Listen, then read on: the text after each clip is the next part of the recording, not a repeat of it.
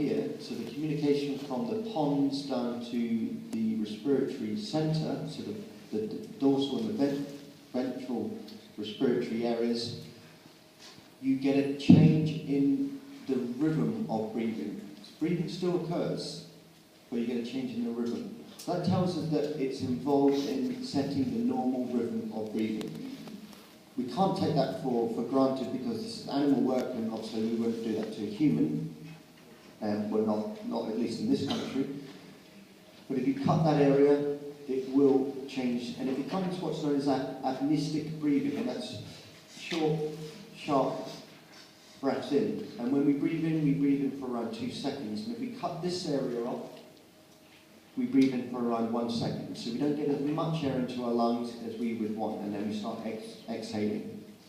So if we cut that area, that's what happens. What happens if we cut across this area? So we cut the neurons coming out of the dorsal and the ventral respiratory group. What happens to our ventilation? Stops completely. We stop breathing. And that's the purpose of hanging someone. You die not of a lack of oxygen per se, but you die of a lack of drive to breathe. So by hanging someone, you rupture, you break this nerve connection, and the person stops driving breathing, and they just suffocate. They can't get the drive to breathe.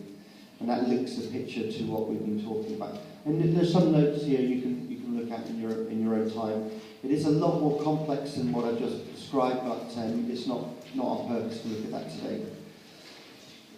Just quickly looking at Boyle's law, and changes in volume lead to changes in pressure. Partial pressure. So do you remember I was saying right at the beginning, something you should be aware of is the partial pressure. So oxygen, carbon dioxide and nitrogen do not change as we go to altitude. The pressure in which is exerted by those gases does. And the law is that the partial pressure of oxygen, CO2, carbon dioxide equal the total pressure of the gas in the atmosphere. So this value changes as we go to altitude. This decreases as we go to altitude. If you have less pressure of oxygen across a respiratory membrane, you're going to get less gas exchange. And that's calculated rather simply by taking the total pressure of a gas, of the collection of gas.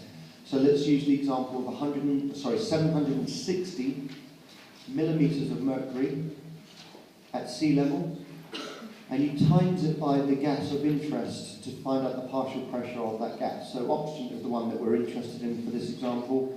So we times it not by its percentage, but by its fraction. And so you just move a decimal point across.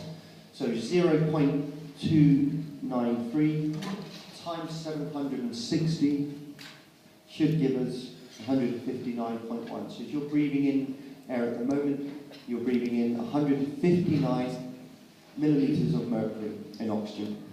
And you can do the simple calculations with CO2 and nitrogen. Henry's law, it's so simplistic it's not even worth, or almost not worth mentioning, but it refers to partial pressures and excuse me, at a given temperature, partial pressure in a solution is directly proportional to its partial pressure, or directly proportional to the partial pressure of that gas. So when you take a gas and you put it in a solution, the partial pressure of that gas is directly proportional to the amount of the gas and the temperature of that gas. Okay, so it's quite a simple law. Some normative values that you should be used to as we move air in and out. So when you look at your textbook, you will see this image here, and it looks at changes in partial pressure of gases as you move around the body. Partial pressure of oxygen is more in the lung than it is at the tissue. Makes sense? Your tissue is using oxygen to produce energy. The partial pressure of carbon dioxide is more at the tissue than it is at the lung, because you're producing carbon dioxide. You're not a plant, you produce carbon dioxide. Okay? When you look at that diagram, you'll find that just by moving air from the environment, so in this example, 160 partial pressure of oxygen, by the time you get it into the lung, it's reduced to 104. And some of that is due to just a gradient change in how much oxygen you breathe in, and how much oxygen is lying in your lung, and how much actually is exchanged at the primary diffusion site. But most of it is due to humidity. Do you remember we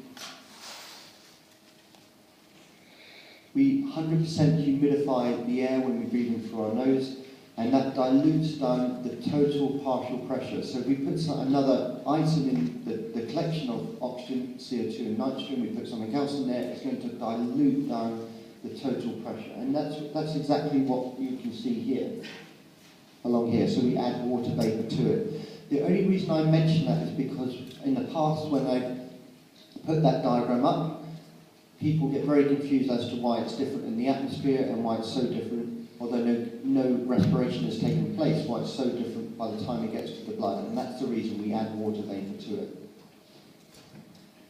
Okay, I'm going to finish there. And we'll pick up the pleural cavity next year. Has anyone got any questions? If you do, you can drop me a line, or you can go onto Blackboard. Thank you very much.